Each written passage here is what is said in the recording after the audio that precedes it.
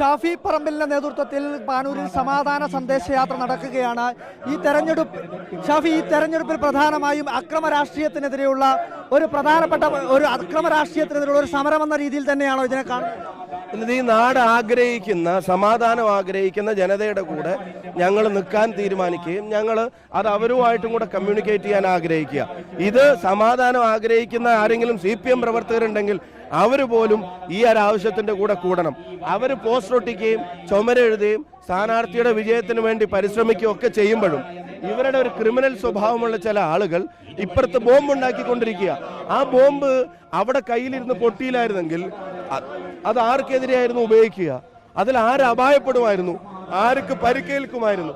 തുടങ്ങിയ ഒരുപാട് ചോദ്യങ്ങൾ ബാക്കിയല്ലേ? ഇതിനകത്തെ പ്രധാനമായും ഇപ്പോൾ ഈ എതിർ സ്ഥാനാർത്ഥിയോടൊപ്പം നിൽക്കുന്ന ചിത്രങ്ങൾ, അതിന് പുറമെ കൊടി സുനിയെ പോലുള്ള ക്രിമിനലുകളോടൊപ്പം നിൽക്കുന്ന ചിത്രങ്ങളൊക്കെ പുറത്തു വരുന്നുണ്ട്. അപ്പൊ ഇതൊക്കെ അക്രമികൾ ഇപ്പോഴും ഇവരെ സ്വൈര്യവിഹാരം നടത്തുന്നു എന്നല്ലേ മനസ്സിലാക്കി? ഞാനൊരു ചിത്രം കൊണ്ട് ആളെ ജഡ്ജ് ചെയ്യുന്ന ഒരാളല്ല. അവര് നമ്മളോട് ചെയ്യുന്ന പോലെ അല്ലെങ്കിൽ ഈ പറയുന്ന ചില കാര്യങ്ങൾ പ്രചരിപ്പിക്കുന്ന ഒരാളല്ല. പക്ഷെ ഇതിന്റെ പ്രശ്നം അതല്ല. ഇവർക്ക് ഇത്തരത്തിൽ ട്രാക്ക് റെക്കോർഡ് ഉണ്ടെന്ന് പറയുന്നു. ഇതിനു മുമ്പും ഇത്തരം ഇൻസിഡന്റിൽ അവര് ഭാഗമായിട്ടുണ്ടെന്ന് പറയുന്നു. അപ്പൊ അങ്ങനെ പറയുമ്പോ ആ ട്രാക്ക് റെക്കോർഡുള്ള ആളുകൾക്ക് ഒരു പൊളിറ്റിക്കൽ പ്രൊട്ടക്ഷനും ലെജിറ്റിമസിയും കൊടുക്കുന്ന പാർട്ടിയിലെ ചില ക്രിമിനൽ സ്വഭാവമുള്ള ആളുകൾ അവരാണ് ഈ പ്രശ്നങ്ങളുടെ മൂല കാരണമെന്ന് പറയുന്നത്. അത് നിർത്തിയിട്ടില്ലെങ്കിൽ നഷ്ടപ്പെടുന്നത് ഈ നാടിന്റെ സമാധാനമാണ്. എന്തിനാ ഇങ്ങനെ ഓരോ വർഷവും ഇടയ്ക്കിടയ്ക്ക് ഇങ്ങനെ ആളുകൾ ഈ രാഷ്ട്രീയത്തിന്റെ പേരിൽ മരിക്കുന്നത്? ഇപ്പൊ മരിച്ചത് ഞങ്ങളുടെ ആരും അല്ലല്ലോ. പക്ഷെ ഒരു കുടുംബം അവരുടെ ആണെങ്കിൽ ഒരു കുടുംബത്തിൽ ഒരു ജീവൻ പോയില്ലേ? അവരുടെ പ്രവർത്തകരും ആലോചിക്കണം. 7 അസംബ്ലി കോൺസ്റ്റിറ്റ്യുവൻസി ഉണ്ട് അവർക്ക്. അതിൽ 6 എണ്ണം അവരെ MLA ഉള്ളത്. 1.5 ലക്ഷം വോട്ടിന്റെ ലീഡ് ഉണ്ടെന്ന് അവർ പറയുന്നു. പിന്നെ എന്തിനാ ഈ ബോംബ് ഉണ്ടാക്കുന്ന തെരഞ്ഞെടുപ്പ്? അപ്പൊ ഈ നാടിന്റെ സമാധാനം വേണമെങ്കിൽ പാർട്ടി എന്നുള്ള തലത്തിൽ അവരെ ക്രിമിനൽ സ്വഭാവമുള്ള ആളുകളെ നിലക്ക് നിർത്താൻ തയ്യാറാവണം. അവരെ ഓൺ ചെയ്യില്ല എന്ന് പറയണം. അവരെ വെളിച്ചത്ത് കൊണ്ടുവരണം. അതെന്തെങ്കിലും ഇൻസിഡന്റ് ഉണ്ടാകുമ്പോൾ തള്ളി പറഞ്ഞിട്ട് കാര്യമില്ല. ഈ പുരോഗമന സമൂഹം എന്ന് നമ്മൾ ഇപ്പോഴും പറയുമ്പോഴും ഇപ്പോഴും ഈ പഴയ രീതിയിലുള്ള പ്രാകൃതമായ രീതിയിലുള്ള ഈ ബോംബ് രാഷ്ട്രീയം ഇപ്പോഴും ഉപയോഗിക്കുന്നത് വലിയ ഇന്നലെ പറഞ്ഞത് അതാ. എത്ര പുരോഗമനവാദം പറയുമ്പോഴും ഇവിടെ നൈറ്റ് ലൈഫ് വരെ തുടങ്ങുന്നു.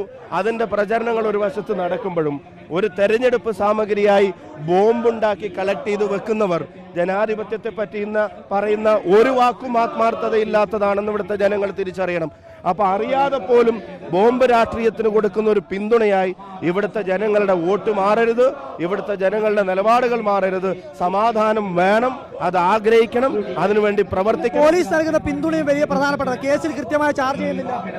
ഇപ്പൊ നിങ്ങൾക്ക് ഇതിലുണ്ടായ ആളുകളുടെ എണ്ണം എത്രയാണെന്നതിനെ സംബന്ധിച്ച് എന്തെങ്കിലും ധാരണയുണ്ടോ? എന്തിനാ ഇങ്ങനെ ഒരു ദുരൂഹത? എന്തിനാ ഇത് മറച്ചു പിടിക്കുന്നത്? ഇതിനെന്തിനാ ഇത്ര രഹസ്യ സ്വഭാവം കൊണ്ട് നടക്കുന്നത്? സ്പെഷ്യൽ ബ്രാഞ്ചിന്റെ റിപ്പോർട്ട് ഉണ്ടായിരുന്നു ഇവിടെ ബോംബ് നിർമ്മാണം നടക്കുന്നു എന്ന് പറയപ്പെടുന്നു. എന്തുകൊണ്ട് പോലീസ് നടപടിയെടുത്തില്ല? അപ്പൊ ഇതിൽ ഭരണകൂടത്തിന്റെ ചില ആളുകളുടെ പിന്തുണയില്ലാതെ ഇതൊന്നും നടക്കില്ല. ഇത് മിഠായി അല്ലല്ലോ ഉണ്ടാക്കുന്ന, ബോംബല്ലേ. കേരളത്തിലെ പോലീസ് വേണമെന്ന് വിചാരിച്ചതിനെ നിലക്ക് നിർത്താൻ പറ്റില്ലേ? എന്തായാലും തെരഞ്ഞെടുപ്പിൽ കൃത്യമായ രീതിയിൽ തന്നെ ഈ ബോംബ് രാഷ്ട്രീയം ചർച്ച ചെയ്യുമെന്നുള്ള കാര്യം തന്നെയാണ് ഷാഫി പറമ്പിൽ വ്യക്തമാക്കുന്നത്. എന്തായാലും UDF അക്രമ രാഷ്ട്രീയത്തിനെതിരെ ശക്തമായ രീതിയിലുള്ള സമരം തന്നെയാണ് ഈ സമാധാന സന്ദേശയാത്രയിലൂടെ ഉദ്ദേശിക്കുകയും ചെയ്യുന്നത്. വീഡിയോ ദിനേശ് ചെറുപഴിക്കൊപ്പം reporter Arjun Kalyan, in reporter, Kannur.